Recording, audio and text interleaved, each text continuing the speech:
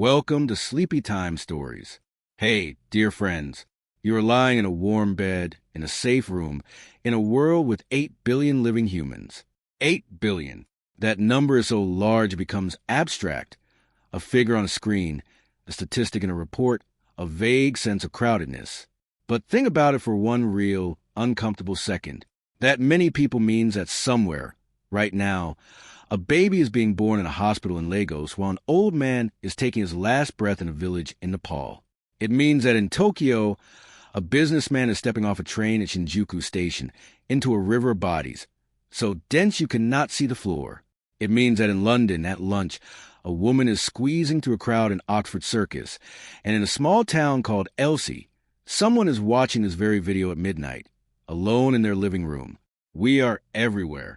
We have built skyscrapers that scrape the stratosphere, sent rockets to Mars, and woven an invisible web of information that circles the entire planet.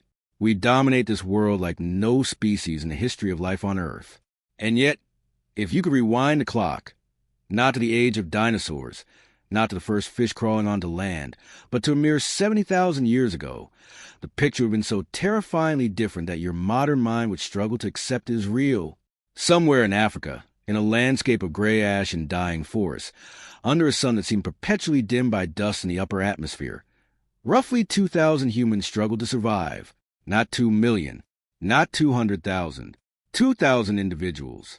The entire future humanity, every invention, every war, every love story, every poem, every act of kindness and cruelty, every person you've ever seen or will ever see was contained in this tiny, desperate group. They were holding on by their fingernails through conditions that had already killed off countless other populations. This is not a metaphor. This is not a dramatic embellishment. This is a forensic conclusion written in your own DNA, in the silent language of molecules that remember catastrophe so profound that it nearly erased our kind from the earth forever. Think about that number for a moment. 2,000 people. That is smaller than most high schools. That is fewer than the population of a typical small town. You could fit every single human ancestor alive at that moment into a couple of large movie theaters, and there would still be empty seats. The entire genetic diversity of humanity. Everything that makes 8 billion of us look different, think differently, and have different risks for disease. All was compressed into a gene pool so small that everyone probably knew everyone else, or at least knew someone who knew them. And here's the thought that should keep you awake at night, or in this case, help you drift off while contemplating the abyss. We almost didn't make it. Whatever happened in that shadowed era, it came within a single hair's breadth of ending the human story before the first chapter was even written. For decades, this was just a theory, a mathematical whisper hidden in the static of our genetic code that scientists couldn't quite make sense of. They knew something had happened because our genetic diversity is weirdly low, alarmingly low, compared to other species. Consider chimpanzees. There are only a few 100,000 of them left in the wild, living in scattered groups across a fraction of the territory humans occupy. And yet, 2 chimpanzees from opposite sides of the Congo River are more genetically different from each other than any 2 humans on Earth. Let that sink in. A chimp from one troop and a chimp from a troop 100 miles away share less DNA in common than a person from the steppes of Mongolia and a person from the highlands of Peru. It does not make sense unless something catastrophic happened. Unless, at some point, the vast, branching tree of humanity was chopped down to a single, thin stem. This is the signature of a genetic bottleneck. When a population crashes, it does not just lose numbers. It loses diversity. Imagine a bag containing 1,000 marbles of different colors. Then imagine you are forced to pour out almost all of them, leaving only a handful rolling in the bottom. Those remaining marbles do not represent the full spectrum of the original set. Entire colors are gone forever. That is what happened to humanity. And the question that has haunted geneticists for a generation is not whether it happened, but how close we actually came to the edge. The answer, when it began to emerge from the data in the early 2000s, was almost too terrifying to publish. The evidence is written in your mitochondrial DNA. The genetic material passed from mother to daughter, unchanged except for the occasional random mutation. By counting these mutations, like reading the rings of a tree, scientists can work backward through time. when they did this for all of humanity. They found that every single person alive today traces their maternal lineage back to a single woman who lived in Africa around 150 to 200,000 years ago. The media called her mitochondrial Eve, which is misleading. She was not the first or only woman alive at the time, but her specific line was the only one that did not go extinct. Every other maternal line, every other grandmother's grandmother, eventually reached a dead end. No daughters, no continuation. Then came the Y-chromosome studies, tracing the paternal line from father to son, and the results were even more disturbing. Every man alive today descends from a single y-chromosomal atom who lived sometime between 200 and 300,000 years ago. Again, not the only man, but the only man whose paternal line survived the cull. What these findings told geneticists was that at some point in our past, the human population had crashed so catastrophically that only a tiny fraction of lineages made it through. But mitochondrial and Y-chromosome data only track single lines. To get the full picture, they needed to analyze the entire human genome. And when they did, the evidence became overwhelming. Somewhere between 50,000 and 100,000 years ago, with the most compelling data pointing to around 70,000 years ago, the effective breeding population of humans dropped to somewhere between 1,000 and 10,000 individuals. The most widely cited study suggests a terrifyingly specific number, approximately 2,000 breeding individuals. 2,000, that is not a population. That is a crowd at a bus stop. That is the audience at a small off-Broadway theater. And remember, effective breeding population is a technical term. It means the number of people actually having children who will go on to have their own children. The actual total population, including children, the elderly, and the infertile, would have been maybe 5,000 or 10,000. Still, that is nothing. The entire human species could fit into a modern sports stadium. For a species that now numbers 8 billion. This is not just incomprehensible. It is obscene. It feels like a statistical error. But the scars are still fresh in our genes. They are the reason you and a stranger across the planet are almost identical at the DNA level. They are the reason that a single virus can sweep through the entire species. We are not diverse because we are all the grandchildren of a handful of survivors. So what happened? What could possibly push an intelligent, adaptable, widespread species to the absolute brink of annihilation? The answer, which has sparked one of the most ferocious debates in paleoanthropology, involves one of the most violent volcanic eruptions in the last 2 million years, a global climate catastrophe that plunged the Earth into years of volcanic winter, and a small group of humans who somehow, against all rational expectation, found a way to endure. Picture the Indonesian island of Sumatra, 74,000 years ago. The sun rises over a landscape of tropical forests, winding rivers, and a massive, beautiful lake nestled among volcanic peaks. Your distant ancestors might have lived thousands of miles away in Africa, but what is about to happen on this island will determine whether they or anyone like them will ever exist. Deep beneath that placid lake, something has been building for centuries. A chamber of magma, superheated rock under pressures that would turn a human body into a smear of ash, has been accumulating. The crust above it is weakening, cracking, ready to give way. And then one morning it happens. The explosion is beyond any human frame of reference. Not bigger than any volcanic eruption in recorded history. Not bigger than the one that destroyed Pompeii. Bigger than anything that has happened in the last 2 million years of Earth's history. The mountain called Toba does not just erupt. It tears itself apart from the inside. Within hours, maybe even minutes, 2,800 cubic kilometers of rock, magma, and ash are blasted into the atmosphere. To put that in perspective, that is enough material to bury the entire United Kingdom under 12 meters of volcanic debris. It is 5,000 times larger than the Mount St. Helens eruption in 1980. It is 100 times larger than the eruption of Krakatoa, which killed 36,000 people and was heard 3,000 miles away. The sound of Toba's explosion traveled around the entire planet, multiple times. The blast column of superheated gas and ash punches through the atmosphere, reaching heights of 50 kilometers, 3 times higher than commercial airliners fly. The column is so massive that it collapses under its own weight, sending pyroclastic flows, avalanches of gas, ash, and rocket temperatures exceeding 1,000 degrees Fahrenheit, racing across the Sumatran landscape at hundreds of miles per hour. Everything within 100 kilometers is instantly incinerated. Forests that stood for millennia turn to ash in seconds. Rivers boil away. Mountains are buried under hundreds of meters of debris. But that is only the local apocalypse. The global one is just beginning. The eruption column spreads outward, caught by upper atmospheric winds that carry the ash across the world. Within days, a gray, choking dust begins to fall on South Asia. Archaeological sites in India show layers of toba ash up to 6 meters thick.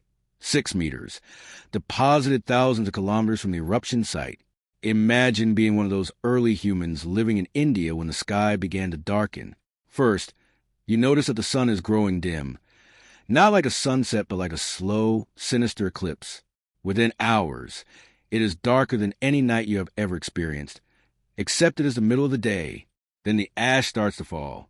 Not a light dusting, but a relentless, silent deluge of fine, gray powder that gets into your eyes, your lungs, your food, your water. It coats the leaves of the animals eat. It clogs the rivers, and it blocks out the sun so completely that plants begin to die within days. Your group tries to survive, but the ash keeps falling, day after day, week after week. The landscape you knew, the forests and grasslands you depended on, is vanishing under a gray blanket of death, and you are thousands of kilometers from the eruption. You have no idea what caused this. No concept of a volcano or an explosion. You only know that the world is ending. But the ash is just the opening act. The true horror is what comes next. The sulfur dioxide injected into the stratosphere, more than 10 billion tons of it, begins to form tiny droplets of sulfuric acid. These droplets are so fine that they do not fall back to Earth for years. Instead, they form a planetary veil that reflects sunlight back into space before it can reach the ground. The Earth begins to cool. This is a volcanic winter, not a nuclear winter, but the mechanism is identical. Block the sun and the temperature plummets.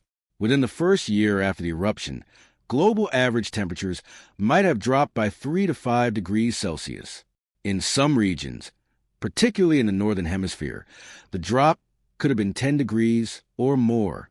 That may not sound like much until you understand that the difference between the current global climate and the deepest, most brutal phase of the last ice age was only about 5 to 6 degrees. Toba essentially created an instant ice age. The first winter after the eruption would have been incomprehensible to anyone who has not experienced a true climate catastrophe. Growing seasons disappeared. In higher latitudes, snow that fell in autumn did not melt in spring. It just kept accumulating year after year, building ice sheets that would not fully retreat for millennia. In the tropics, where your ancestors were clinging to existence, the effects were different but equally devastating. Rainfall patterns collapsed. The monsoons that brought life-giving rains to Africa and Asia weakened or failed entirely. Rivers shrank to muddy trickles. Lakes dried up. The grasslands that had been the heart of human existence for millions of years began to die. For 6 to 10 years, maybe longer, the sun was a dim, distant smear in a hazy sky. Temperatures remained below normal. Plants that needed sunlight to photosynthesize struggled or died. The animals that ate those plants starved. The predators that ate those animals starved. And the humans who depended on the entire ecosystem were pushed to the absolute edge of extinction.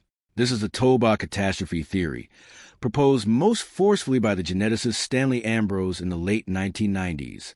It is elegant, terrifying, and it ties together the genetic bottleneck, the archaeological record, and climate data into a single, unified nightmare. But here's where the story takes a sharp turn into the unknown. Because as compelling as the Toba theory is, not everyone agrees. In fact, some of the most prominent scientists studying this period think the whole catastrophe narrative is vastly exaggerated, and they have evidence that will make you question everything you just heard. Let's start with the most obvious problem. If Toba created a nuclear winter that lasted a decade, if it reduced global temperatures by 3 to 5 degrees, if it killed vegetation across continents and triggered mass starvation, we should see a massive, unmistakable break in the archaeological record. Every human site dating to 74,000 years ago should show a sudden, violent end. Tools should disappear. Settlements should be abandoned. The signs of human activity should just stop for hundreds, maybe thousands of years. But that is not what we find. In 2007, a team of archaeologists working at a site called Jwalapuram in southern India made a discovery that threw a wrench into the entire Toba catastrophe machine. They found stone tools, hundreds of them, below the Toba ash layer, within the ash layer, and above the ash layer. The same stone tool tradition, the same techniques, the same designs, continuing right through the eruption without any apparent interruption. Think about what that means. These people were living less than 2,000 kilometers from the eruption site, close enough that volcanic ash buried their living sites under several inches of debris. If anywhere on Earth was going to show evidence of catastrophic human population collapse, it should have been southern India. But the tools tell a different story. The same hands that made tools before the sky turned dark were making tools after the ash stopped falling, not just surviving, but maintaining their cultural traditions, their tool-making techniques, their ways of life. The archaeologists found similar patterns at other sites across India. Wherever they looked, human activity seemed to continue through the Toba eruption relatively unchanged. No break, no gap, no sign that anything catastrophic had happened at all. In Africa, the evidence is even more problematic for catastrophe theory. Remember, Africa is where the genetic bottleneck supposedly hit hardest, where human populations were reduced to a few thousand individuals scattered across scattered refuges. But archaeological sites from this period tell a much more complicated story. In South Africa, at sites like Pinnacle Point, researchers have found continuous human occupation right through 74,000 years ago. The inhabitants were eating shellfish, making sophisticated tools, using red ochre pigments for what might have been symbolic or decorative purposes. There is no sign of a sudden population collapse, no evidence of desperate survival conditions. Further north, in East Africa, sites show similar continuity. Stone tool traditions do not break. There is no massive die-off visible in the archaeological record. Human populations seem to have continued doing what they have been doing for tens of thousands of years, adapting to environmental changes, but not facing extinction. So what is going on? How can our genes tell a story of near annihilation, while the stones and bones tell a story of business as usual? The answer, as it often is in science, is that we are asking the wrong question. The Toba eruption happened. It was enormous. It definitely caused significant climate cooling. But more recent and sophisticated climate models suggest that the cooling might have been much more localized and shorter-lived than originally thought. A 2018 study used advanced simulations to model Toba's atmospheric effects. Their results suggested that while regions near the eruption site, like Sumatra in India, would have experienced severe cooling and ashfall, areas farther away, including most of Africa, might have seen temperature drops of only 1 to 2 degrees Celsius, lasting just a couple of years. That is still significant. It would stress human populations. It could cause regional crop failures and resource shortages. But it is not apocalyptic. It is the kind of climate shock that resilient hunter-gatherer populations could potentially weather without massive die-offs. This does not mean the bottleneck did not happen. It means we may have been looking at the wrong cause. The genetic evidence is solid. The population crash was real. But maybe the culprit is not a single dramatic event like a supervolcano, but something quieter, more insidious, and in some ways more terrifying. A perfect storm of disease, competition, and gradual climate deterioration that ground humanity down over thousands of years.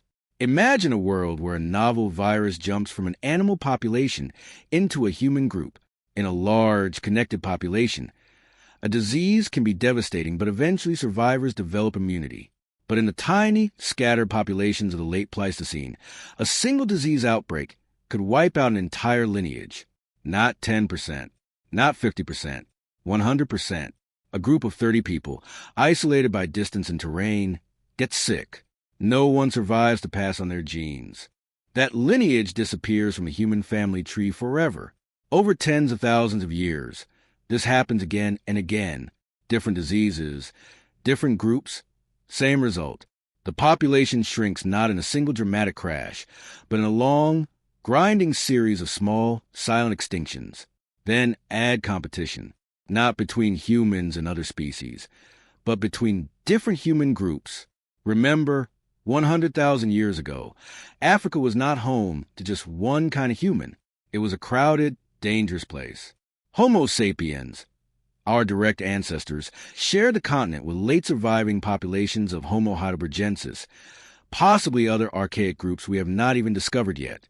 These groups competed for the same resources, the same water sources, the same hunting territories, the same tool-making materials. And when resources become scarce, competition turns violent. There is increasing evidence that early human populations engage in warfare and intergroup violence. Skeletal remains showing signs of violent death, skulls crushed by blunt force trauma, cut marks on bones consistent with defleshing, mass graves suggesting organized conflicts. The capacity for large-scale violence is ancient, wired deep into our neural circuitry. A period of intense intergroup competition, triggered by the long-term climate stress of the ice ages, could have reduced human populations severely. The winners expanded, the losers disappeared, and the genetic record showed a bottleneck. But there is a third possibility, the most intriguing and the most difficult to test. What if the bottleneck did not have a single cause at all? What if human populations went through a long, gradual decline over tens of thousands of years, punctuated by multiple smaller crises? The genetic evidence for the bottleneck has error bars. When scientists say it happened around 70,000 years ago, they are giving their best estimate. But those estimates have ranges of uncertainty measured in thousands, sometimes tens of thousands of years. What if human populations were low for a very long time, gradually declining as Africa went through repeated, violent climate oscillations? What if we faced not one catastrophe, but dozens, each one reducing the population a little more, each one selecting for the hardest, most innovative, most cooperative survivors, until finally, the population stabilized at a new, much smaller size? This model would explain why the archaeological record does not show a single dramatic break, because there was not one, just a gradual thinning out of sites, fewer and fewer humans leaving traces, until you reach the bottleneck minimum, and then a slow, gradual expansion again. Some geneticists actually favor this interpretation. They argue that the genetic data is consistent with either a single sharp bottleneck or a prolonged period of low population. We assume a single catastrophe because it makes for a better story. It is easier to grasp, easier to narrate. But evolution rarely works through sudden, dramatic events. Usually it is slow, grinding pressure over immense time scales. 1 million small deaths. 1,000 silent generations of just barely holding on. So where does that leave us? In a fog of uncertainty. The truth is we do not know for certain what caused the bottleneck. Toba might have been the final hammer blow. Disease might have been the silent killer. Competition might have thinned the ranks. Or it might have been all of the above, a cascading collapse where one crisis fed into the next. What we do know is that science is a process of endless revision. The Toba catastrophe theory was proposed based on the best evidence available at the time. As new evidence emerged from archaeology, from climate science, from genetics, we refine our understanding. We question our assumptions. We develop alternative explanations. That is not a weakness. That is the engine of discovery. And here's the one thing that has not changed, regardless of the cause. The bottleneck was real. Human populations crashed to levels that should have meant extinction. We came terrifyingly close to disappearing forever. And somehow, against odds that should have been impossible, we survived. Whether it was one catastrophe or many, whether it lasted a few years or tens of thousands of years, our ancestors endured. They adapted. They persevered. And in doing so, they left us a legacy that is written not just in our genes, but in the very structure of our minds. Let us get real about what survival actually meant during those dark millennia. Put yourself in that cave on the southern coast of Africa. It is morning, maybe 70,000 years ago. The air is cooler than your species has known for generations. Outside, the landscape is harsh, stripped of the lush vegetation your grandparents might have told stories about. But you are alive. And today, like every day, your only job is to make sure you are still alive tomorrow. Your group numbers about 25 people, 3 extended families bound together by blood and necessity. There's your immediate family, your partner, 3 children who survived past infancy, which makes you luckier than most, your brother's family, and your mother, who at maybe 40 years old is considered ancient, a living library of survival knowledge that nobody can afford to lose. You do not live in just one cave. Your group moves seasonally between 3 or 4 sites within a territory of maybe 20 square miles. Each location offers different resources at different times. One cave sits near a freshwater spring that never quite dries up, even in the worst droughts. Another overlooks a rocky coastline where the tide pools teem with shellfish. A third provides access to a river valley where wild tubers grow in the rainy season, if there's a rainy season this year. This mobility is what keeps you alive. Put 25 people in one spot permanently, and they would exhaust the local resources within months. But keep moving in a carefully planned circuit, letting each location recover while you exploit the others, and you can make it work. Barely. Your morning starts with fire management. Keeping fire going is a full-time obsession. You do not have reliable methods to start fire on demand. Not yet. So you maintain embers constantly, banking them at night in ash and dry dung, nurturing them back to flame each morning. Losing your fire means days or weeks of traveling to another group to beg for embers. It means cold nights, raw food, and vulnerability to predators. It means potential death. So you feed the fire carefully, efficiently. Every piece of wood is precious because the landscape is increasingly barren. You have learned to burn dried animal dung when wood is scarce. You have learned to use bone as fuel. Nothing is wasted. Then comes foraging. This is not a casual walk through nature. This is systematic, learned, strategic exploitation of every calorie your territory offers. Your mother knows the location of every tuber patch within a day's walk. She knows which roots are edible and which will kill you. She knows where to find the grubs that live under the bark of dead trees, each one a precious packet of fat and protein. She knows the seasonal movements of small game, the nesting sites of ground birds, the locations of beehives. This knowledge is not written down. It cannot be. It exists only in the memories of the oldest members of your group, passed down through demonstration and repetition. Watch how grandmother digs for this root. See the way she tests the soil moisture with her fingers first. Notice how she marks the location, so she can return next season without depleting the patch entirely. One mistake, one forgotten lesson, could mean starvation. The women and children do most of the gathering, not because of some prehistoric gender role that was arbitrarily assigned, but because it is efficient. Gathering requires intimate local knowledge, patience, and the ability to process information about hundreds of different plant species. It also allows you to keep the children close, teaching them while they work. The calories you bring in are reliable, predictable, the foundation of your group's survival. The men typically focus on hunting, though everyone does everything when necessary. But hunting during the bottleneck is not the dramatic big game stalking you might imagine. The vast herds that once roamed Africa are gone, died out, or migrated to regions you cannot reach. What is left is small, opportunistic targets. You are not apex predators. You are survivors. You hunt small antelope when you can corner them in ravines. You trap rock hyraxes, rabbit-sized mammals that den in cliff faces. You steal kills from smaller predators when the opportunity arises, using your numbers and your fire-hardened spears to chase off wildcats or jackals. Sometimes you are successful. Often you are not. Hunting provides crucial protein and fat, but it is irregular, feast or famine. But there is one resource that has changed everything for your particular group: the ocean. Your cave overlooks a rocky stretch of coastline where cold currents upwell, bringing nutrients that support an explosion of marine life. The tide pools here are reliable in a way that terrestrial resources are not. Twice a day, the ocean delivers food to your doorstep. Limpets clinging to rocks, mussels in dense beds, sea snails, occasionally an octopus trapped in a shallow pool at low tide, even seaweed, rich in iodine and other micronutrients. This is why your group has survived when others have not. The coast provides a buffer against the worst of the inland droughts. When the terrestrial resources fail completely, when the tubers will not grow and the game disappears. You can always fall back on the tide pools. It is not glamorous food.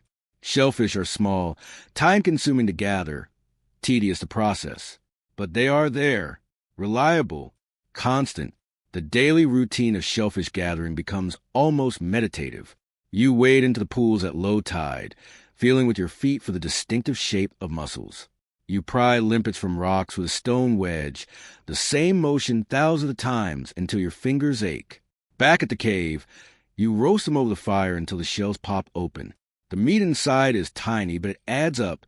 100 shellfish. 200. Enough to fill bellies. Keep children growing. Maintain the strength needed to survive another day. But survival is about more than just calories. It is about maintaining the social bonds that keep your group functioning. 25 people living in close quarters, year after year, through famine and fear and loss. That is a pressure cooker for conflict. Arguments over food distribution. Disagreements about when to move camp. Tensions over mating, childcare, status within the group. Your people have developed mechanisms to manage this. Elaborate food-sharing customs ensure that everyone gets fed, not equally necessarily, but predictably. The best hunters get larger portions, but they are also expected to share. Children and pregnant women get priority. The elderly, like your mother, earn their share through their knowledge, their teaching, their role as living repositories of survival information. You have rituals, too. Simple ones, but important. Gathering around the fire at night to share stories. Not grand epics yet, but account of the day's foraging. News from other groups encountered during seasonal movements. Warnings about dangerous animals or places where water was found. These fireside gatherings serve multiple purposes at once. They distribute vital survival information. They reinforce group bonds. They teach children the knowledge they will need to survive as adults. And there's art, or something like it. Ochre pigments ground and mixed with fat, used to decorate bodies during significant occasions. A successful hunt, a child's first gathering expedition, perhaps funerary practices for the dead, though the evidence is scarce. These are not elaborate rituals, but they are the beginnings of symbolic thinking, the human impulse to mark meaningful moments, to create meaning in a world that seemed determined to destroy you. The psychological burden of this existence is almost impossible for us to imagine. You watch children die regularly. Infant mortality is probably 50% or higher. Starvation, disease, accidents, predation. You lose siblings, cousins, friends. Some seasons are better than others, but the bad seasons are brutally bad. Watching your own child starve slowly because there simply is not enough food. Making impossible choices about who gets the limited calories available. Yet you persist.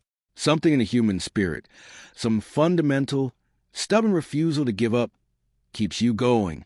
Maybe it is the fire, that tangible symbol that you can shape your environment, that you are not helpless. Maybe it is the knowledge your mother shares, proof that others have survived before, and so can you.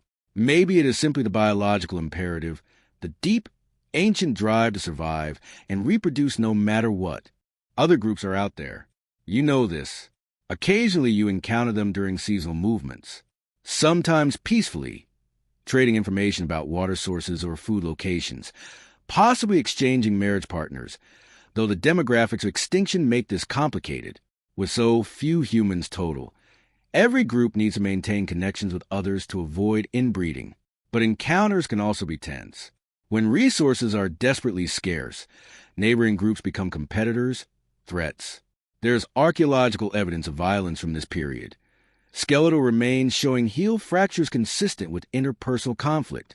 Not war, exactly, but certainly disputes that turn physical. Territories are defended. Intrusions are resisted. Despite the hardship, despite the constant proximity to death, life has moments of something almost like normalcy. Children play in tide pools, learning to forage while chasing crabs. Adults laugh at shared jokes. Take pleasure in a particularly successful gathering day. Couples bond over shared survival tasks. Your mother tells stories while showing your daughter which plants are safe to eat. This is life on the brink. Not heroic, not dramatic in the moment. Just the grinding, relentless work of survival. Day after day, generation after generation, for 70,000 years. You do not know you are part of a genetic bottleneck. You do not know your descendants will inherit the earth. You just know that today you found enough shellfish to feed your family, that the fire is still burning, that everyone survived another night, and tomorrow you will do it all again. Now, as your eyes grow heavy and the dark edges of sleep begin to creep into your vision, consider this final, chilling thought. Those 2,000 survivors did not know they were saving the future. They did not have a plan. They did not have hope in the way we understand it. They had only instinct, memory, and the fierce, wordless love of mother for child, of elder for the young. They huddled by those fires, ate their meager shellfish, told their fragmentary stories, and died one by one. And yet, here you are, 8 billion strong, sprawled across every continent, reaching toward the stars, all because a handful of terrified, starving primates refused to let the flame go out. The question is not whether we almost died. The question is whether we remember, whether we understand that the same fragility that nearly erased us still lives in every cell of our bodies. The same climate that tried to kill our ancestors is now warming again, this time because of us. The same diseases that could wipe out a lineage now circle the globe in ours. We have built a world of incredible power, but we have not outrun the ghost of that ancient bottleneck. We are still that small, scared group, just better armed. Sleep tonight with that knowledge, but also sleep with the knowledge that survival is not about strength. It is about adaptability, cooperation, and the stubborn refusal to let the story end. The story did not end. You are proof. Rest well, descendant of survivors. Tomorrow you will carry the fire. The ash had not yet fallen when the first signs came, not on that distant African coast where your ancestors huddled, but in the sky itself. For 3 days before the dimming, the sun had set the color of blood. The elders noticed. They always noticed. Old Tkal, whose legs had failed him 2 winters past, but whose eyes still read the heavens like a map, had pointed with a trembling finger at the crimson horizon. Something is wrong in the belly of the world, he said.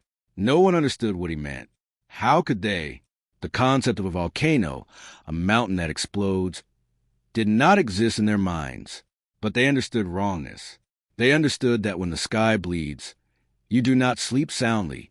Then came the cold, not the ordinary chill of night, which they had weathered for 100,000 generations, but a creeping, persistent cold that did not leave when the sun returned.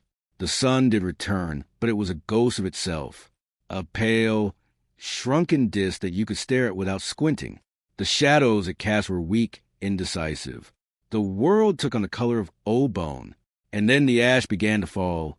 Even here, 7,000 miles from the mountain that had torn itself apart, not the thick, choking layers that buried India under meters of gray death, but fine, almost beautiful dust that settled on everything like a curse. It coated the leaves of the baobab trees. It turned the streams the color of porridge. It got into the lungs of the children, and they began to cough a dry, rasping cough that did not heal.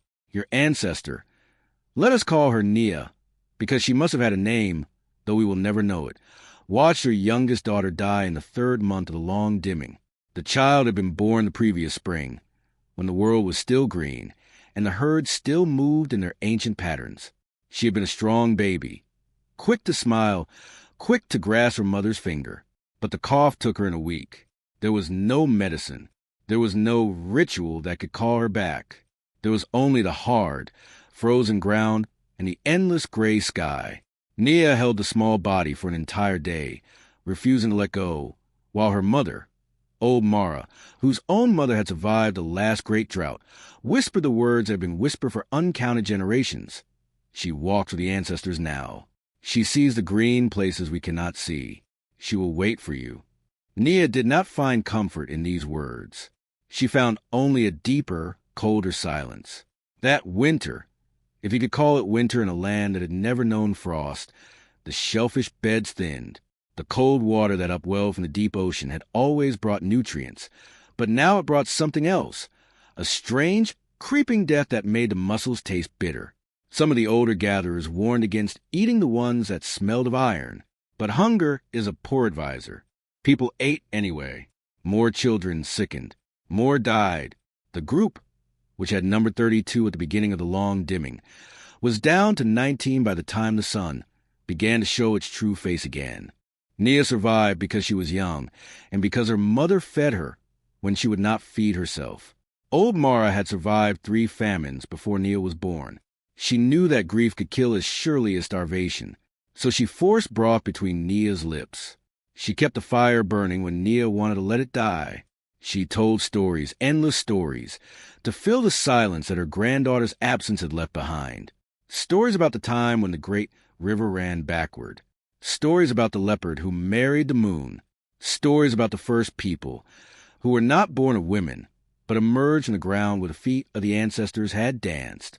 Nia listened because there was nothing else to do, and slowly, imperceptibly, the stories began to work their ancient magic. They reminded her that she was part of something larger than her own pain. They reminded her that the world had ended before and had begun again. When the sun finally brightened, when the ash stopped falling and the streams ran clear, the group had to make a decision: stay or move. Their coastal refuge had been a sanctuary, but now it felt like a tomb. Too many ghosts. Too many empty places where children used to sleep. The men, what remained of them, scouted inland.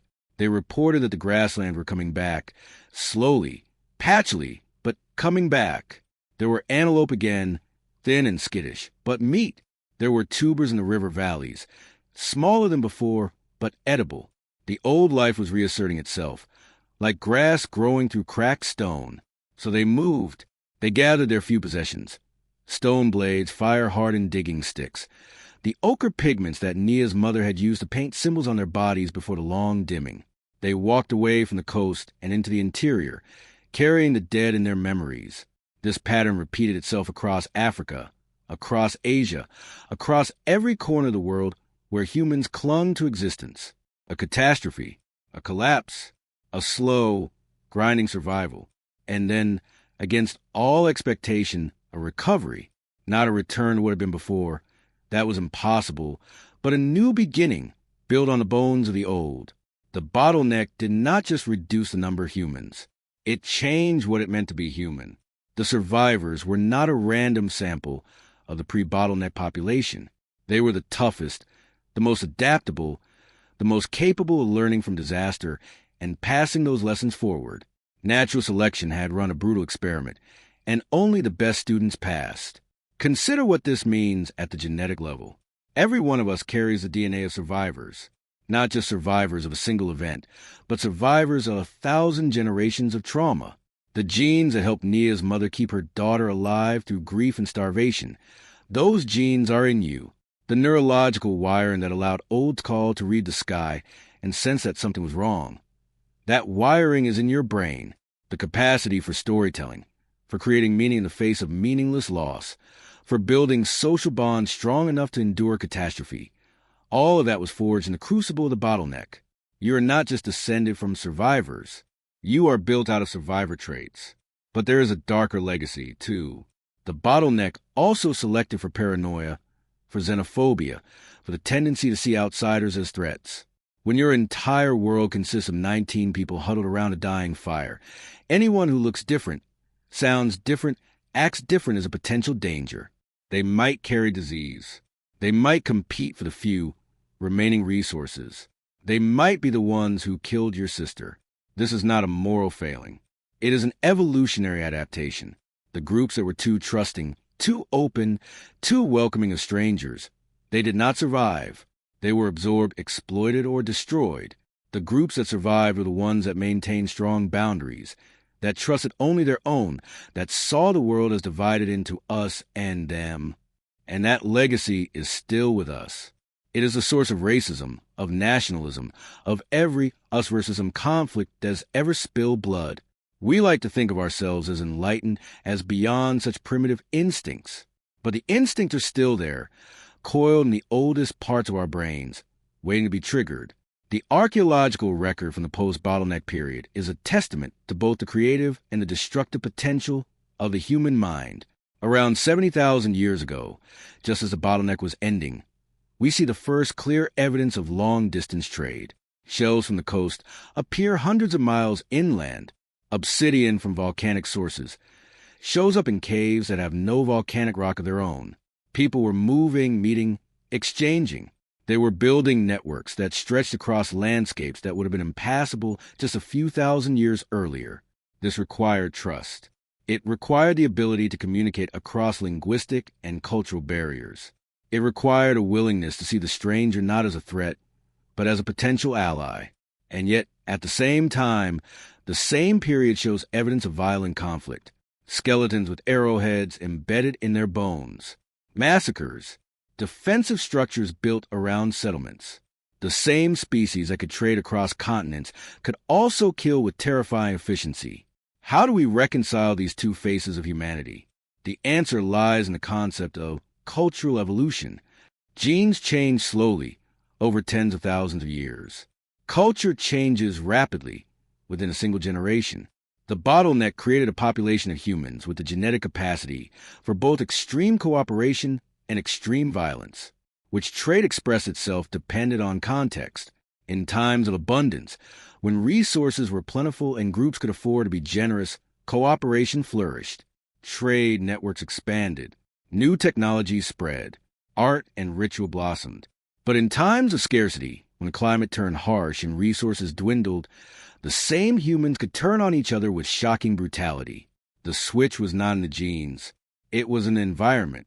This is why the climate of the late Pleistocene is so crucial to understanding who we are. It was not stable. It was not predictable. It swung wildly between wet and dry, warm and cold, often within a single human lifetime. A child born during a wet phase, when the rivers ran full and the herds were thick, could be a young adult when the first signs of drought appeared, and a middle-aged parent when the famine began. They would have experienced both abundance and scarcity. They would have learned to be generous when they could and ruthless when they had to. This ability to switch between modes, to read the environment and adjust behavior accordingly, was the true secret of human success. It is still our secret. We are the most adaptable species on the planet because we are not locked into a single behavioral strategy. We can be cooperative or competitive, peaceful or violent, trusting or paranoid, depending on what the situation demands. The problem, of course, is that our environment has changed faster than our evolutionary programming can handle. We live in a world of unprecedented abundance, at least for those of us in the developed world. We have supermarkets full of food, hospitals full of medicine, houses full of heat and light.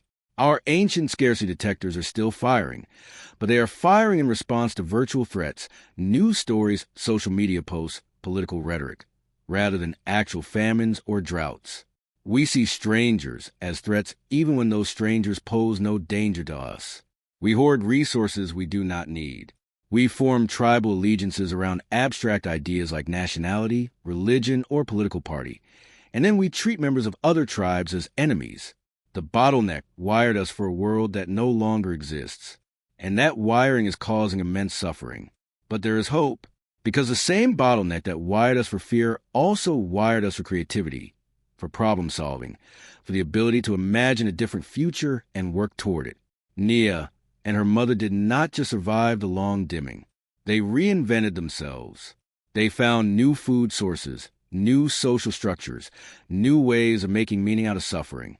They did not simply endure. They adapted. And adaptation is a hallmark of our species. We are not prisoners of our evolutionary past. We are the descendants of people who looked into the abyss and did not blink. We can do the same. Consider the story of the first bead. It sounds trivial, but it is not.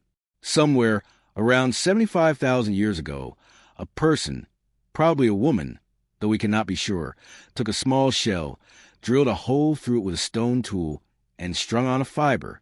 That was it, a shell on a string. Useless for hunting, useless for gathering, useless for any practical purpose.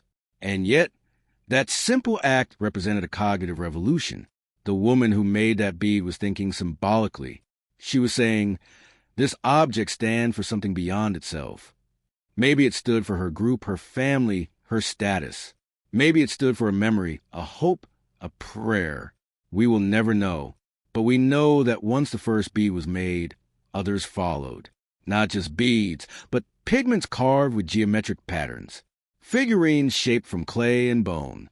Cave walls covered with paintings of animals that had never been seen by the painters, passed down through generations of storytellers. The symbolic mind had awakened. This awakening did not happen everywhere at once. It flickered on in one group, died out, flickered on again somewhere else. The earliest beads are found in a handful of sites in Africa and the Middle East. Then they disappear for thousands of years. Then they reappear, now more sophisticated, more widespread. The same pattern holds for pigments, for burial goods, for complex tools. Innovation was not a steady march of progress. It was a stuttering, halting process, full of false starts and dead ends. But each time an innovation reappeared, it spread a little farther, lasted a little longer, became a little more entrenched. The cultural ratchet was turning, notch by notch. What finally made the ratchet stick? Population density. As the climate stabilized after the worst of the Pleistocene swings, human populations began to grow. Not exponentially, that would come much later, but steadily. More people meant more interactions, more exchanges of ideas, more opportunities for innovations to be shared and improved upon. A bead-making technique developed in one group could spread to a neighboring group through trade or intermarriage. A new way of hafting a stone point could travel hundreds of miles within a generation. The network was becoming more connected, and the rate of innovation was accelerating. By 50,000 years ago, the acceleration was unmistakable. Humans had spread out of Africa and into every habitable corner of the Old World. They had encountered Neanderthals and Denisovans, traded with them, fought with them, mated with them. They had adapted to environments as different as the tropical rainforests of Southeast Asia and the frozen steppes of Siberia. They had developed specialized toolkits for hunting, fishing, gathering, and processing food. They had created art, music, and ritual. They had become, in every meaningful sense, modern. And yet, the bottleneck was still with them. It was encoded in their reduced genetic diversity, in the shared patterns of their mitochondrial DNA, in the way their y-chromosomes all trace back to a single man. They did not know this, of course. They had no concept of genes or DNA or evolution, but they felt the effects. They lived in a world where everyone they met was a distant cousin, where the pool of potential mates was shallow, where certain diseases could sweep through a population because no one had natural resistance. They did not know why these things were true. They only knew that they were true. The irony is that the bottleneck, for all its horror, may have been the best thing that ever happened to our species. It compressed our genetic diversity, yes, but it also compressed our cultural diversity in a strange way. The survivors were not just genetically similar. They shared a common experience of catastrophe, a common memory of near-extinction. That shared memory, passed down through stories and rituals, may have created a sense of common identity that transcended local group boundaries. We are the people who survived the long dimming. We are the ones who kept the fire burning. These stories, told and retold around 1 million campfires, may have laid the psychological groundwork for the large-scale cooperation that would later enable agriculture, cities, and civilization. Think about the alternative. What if the bottleneck had not happened? What if human populations had remained large and diverse, scattered across Africa and Eurasia, developing different genetic traits and different cultural traditions in isolation? Would we have been able to cooperate on a global scale? Would we have been able to see ourselves as one species, one family? The evidence from our closest relatives, the chimpanzees, is not encouraging. Chimpanzees live in small, territorial groups. They regularly engage in lethal intergroup violence. They do not cooperate across group boundaries. They do not trade. They do not share knowledge. The bottleneck may have forced our ancestors to do something that no other primate has ever done, to see strangers as potential allies rather than as enemies. Not always, not perfectly, but enough to make a difference. This is the deepest lesson of the bottleneck. Catastrophe can be transformative. The fire that destroys the forest also clears the ground for new growth. The famine that kills the weak also selects for the resilient. The near extinction of our species may have been the crucible in which our most human qualities were forged. Our adaptability, our creativity, our capacity for cooperation, our stubborn refusal to give up. We are not the strongest species. We are not the fastest. We are not the most numerous, at least not by the standards of insects or bacteria. But we are the most resilient. We have looked into the abyss more than once, and we have not blinked. Tonight, as you lie in your comfortable bed, in your safe room, in a world of 8 billion people, take a moment to honor those 2,000 survivors. They did not know what they were saving. They had no vision of skyscrapers or rockets or the internet. They had only the dim, flickering fire of their own existence and the fierce, wordless love that kept them feeding the flames. They held on when every force in the universe was telling them to let go. And because they held on, you are here. Because they survived, you get to survive. Because they loved, you get to love. The story of humanity is not a story of triumph. It is a story of near misses, of edges walked, of lines crossed just in time. We are not the masters of the universe. We are the lucky ones, the descendants of the lucky ones, the beneficiaries of 1,000 improbable survivals. The ash that fell on Nia's daughter could have been the ash that fell on all of us. It was not. The famine that killed the children in the next valley could have been the famine that killed our entire lineage. It was not. The disease that wiped out a neighboring group could have found its way into our camp. It did not. We are here because of chance and because of choices and because of a stubborn, irrational, beautiful refusal to die. So sleep well, descendant of survivors. The long dimming is over. The sun is bright. The world is full of life. And you, like every human being who has ever lived, are carrying the fire. Do not let it go. Good night, sweet dreams.